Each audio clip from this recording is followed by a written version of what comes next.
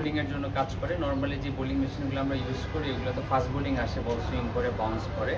এইটা একটু মেকানিজমটা ডিফারেন্ট। তো এটা বেশ কিছুদিন আগেই অর্ডার করা হয়েছিল, বাট মেশিনটা অনেক ভারী, তো এই কারণে নর্মালি আমরা এটা ফ্লাইটে আনতে পারি না। এটা শিপের মাধ্যমে আসছে, গতকালকে এসে পৌঁছেছে, যে আমরা আজকে ইন্ট্রোডিউস করলাম।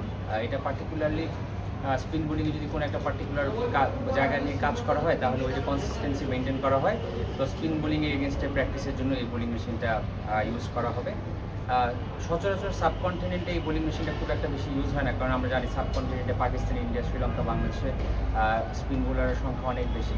মূলত এটা ইংল্যান্ড, অস্ট্রেলিয়া, নিউজিল্যান্ড এইসব দেশে ইউজ হয়, যেখানে উইকেট বা কন্ডিশন স্পিন বোলিং ফ্রেন্ডলি না, ওখানে ওরা প্র্যাকটিসের জন্য ইউজ করে। বাট এটা আমাদের প্র্যাকটিসের যে ইকুইপমেন্টগুলো আছে এটা একটা নতুন সংযোজন।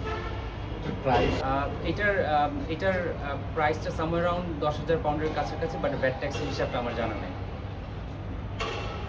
কি ভেরিয়েশন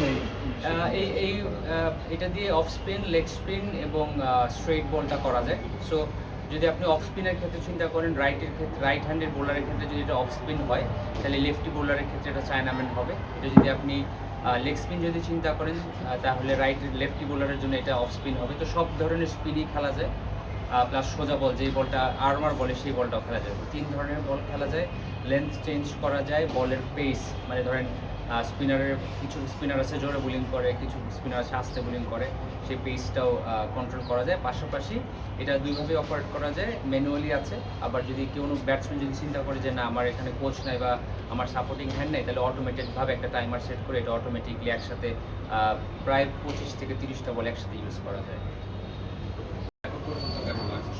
না, আলহামদুলিল্লাহ এখন পর্যন্ত আমরা যেহেতু বেশ বড় সময় পেয়েছি, প্র্যাকটিসের যেই ভলিউম, প্র্যাকটিসের যেই আইটিনারি সেটা খুব সমৃদ্ধ, এবং এখন পর্যন্ত প্লেয়াররা অনেক কষ্ট করছে এবং ভালো প্র্যাকটিস হচ্ছে। আশা করি এটা নিউজিল্যান্ড সিরিজ আগ পর্যন্ত কন্টিনিউ করতে পারবো। একটু গরম, বাট প্লেয়াররা খুব দ্রুত অ্যাডজাস্ট করে নিচ্ছে। আমাদের এই পুরো প্র্যাকটিস সেশনটা ইনিশিয়ালি শুধুমাত্র ফিটনেস ছিল এবং ফিল্ডিং ছিল, এখন স্কিল, ফিটনেস, ফিল্ডিং সবই হচ্ছে। আমরা নর্মালি সিরিজের আগে খুব বেশি সময় পাই না, এবার সময়টা পেয়েছে এবং কোচিং স্টাফই সময়টা খুব দারুণভাবে কাজে লাগাচ্ছে।